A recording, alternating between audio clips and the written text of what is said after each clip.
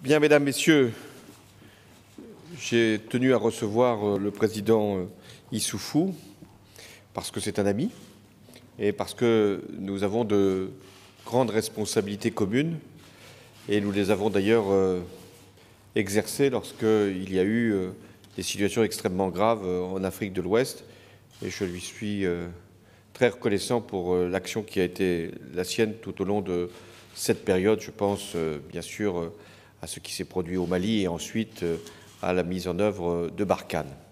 Mais nous avons abordé aujourd'hui aussi bien les questions de sécurité que les questions de développement et de croissance économique, car il ne peut pas y avoir de développement sans sécurité, mais la sécurité sans développement trouve assez vite ses limites.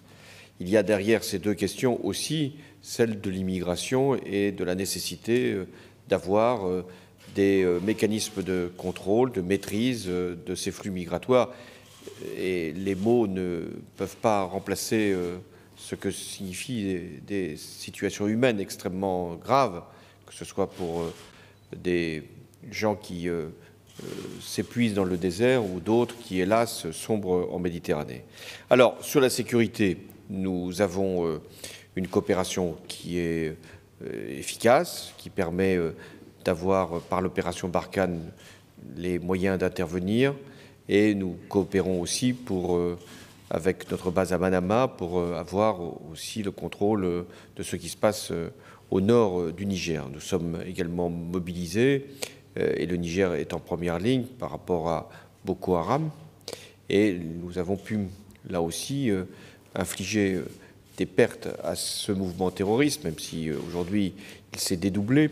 Et nous devons continuer les actions et nous les menons dans le cadre de la force multilatérale qui, pour le lac Tchad, a montré son efficacité.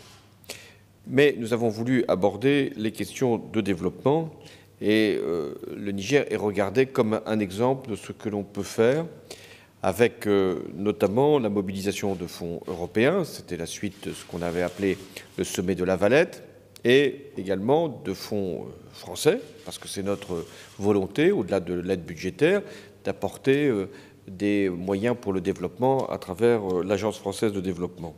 Et là-dessus, nous avons plusieurs projets qui ont pu avancer dans la région d'Agadez.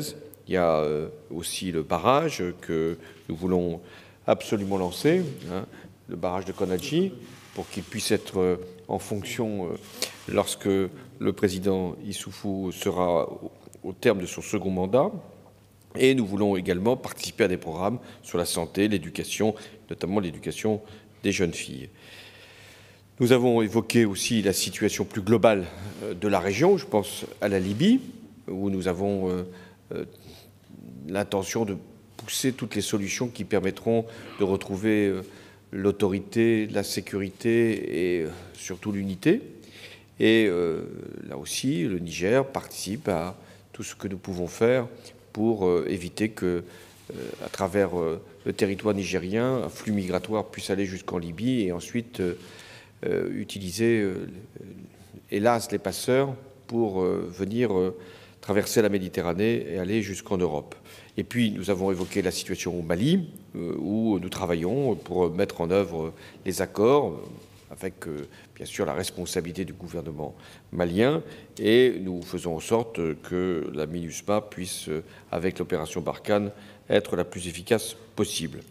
Mais ce que je voulais aussi, à travers cette rencontre, c'était souligner combien le président Issoufou a été lucide sur la situation en Afrique de l'Ouest, puisque ça a été l'un des premiers que j'ai rencontré avant même que je ne prenne ma responsabilité de président de la République, et combien nous avons travaillé tout au long de ces 5 ans pour arriver à des solutions dans des contextes extrêmement éprouvants, que ce soit le terrorisme, que ce soit les mouvements migratoires ou un certain nombre d'épreuves avec Boko Haram.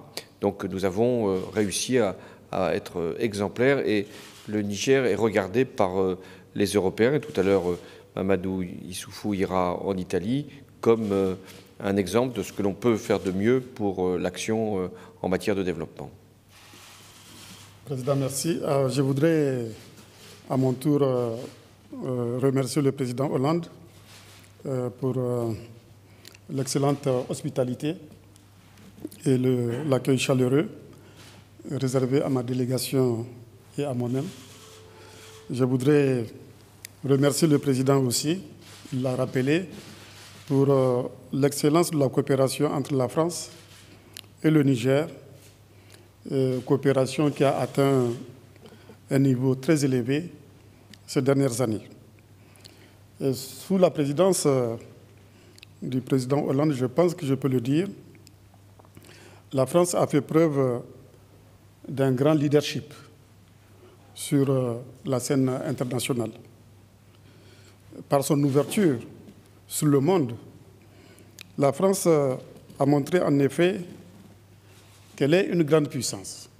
J'insiste sur ce mot parce que le repli sur soi est une preuve, je crois, de décadence. Or là, la France s'est ouverte sur le monde et a su garder son rang dans le concert des nations grâce au leadership du président Hollande.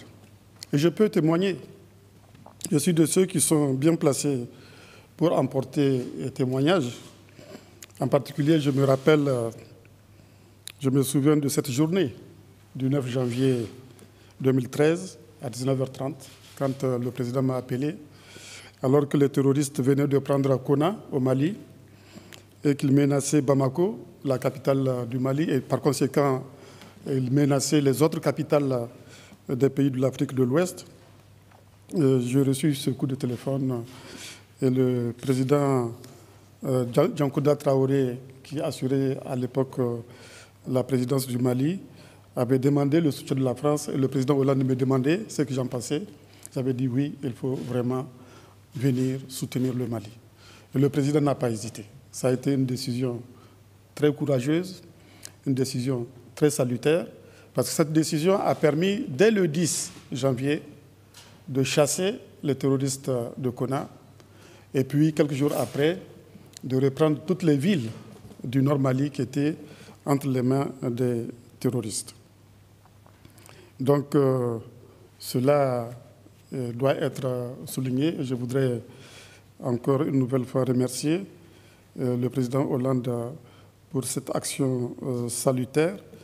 Et seule une grande puissance, justement, pouvait accomplir une telle prouesse. Et cette opération Serval qui a été salutaire, le président l'a dit, a été prolongée par l'opération Barkhane, qui nous rend un grand service au niveau de l'ensemble du pays du Sahel. Ce n'est pas au Niger seulement.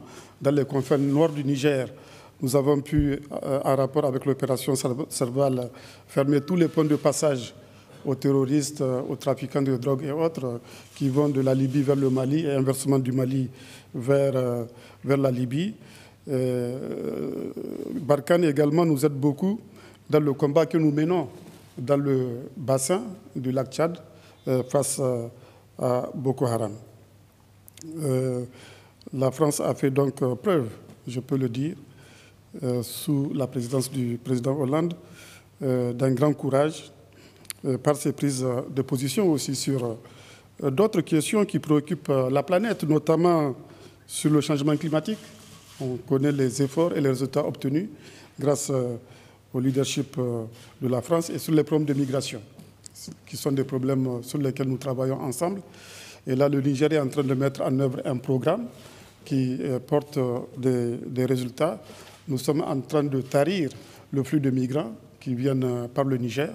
Des résultats importants sont obtenus, mais bien sûr, la question de la migration, la question de la sécurité, ces deux questions sont des questions qui sont liées aux problèmes de développement. À court terme, pour faire face aux menaces terroristes, c'est vrai qu'il faut des solutions sécuritaires, des solutions militaires, mais à long terme, la solution, c'est le développement économique et social. Même chose pour la migration. Et c'est pour cela que le Niger se félicite du niveau d'exécution du programme de coopération entre le Niger et la France. Le dernier programme a été exécuté à hauteur à plus de 85%. Dans des secteurs qui sont prioritaires pour le Niger, le président l'a rappelé, dans le secteur de l'énergie, avec le barrage de Tandaji, dans le secteur de l'éducation, de l'accès à l'eau pour les populations, dans le secteur de l'éducation, dans le secteur de de la santé. Et donc, je me félicite de cela et je me félicite aussi de ce que le nouveau programme aussi reflète les priorités qui sont celles du Niger sur la démographie, la maîtrise de la démographie à travers notamment la scolarisation des jeunes filles, la lutte contre les mariages forcés, etc.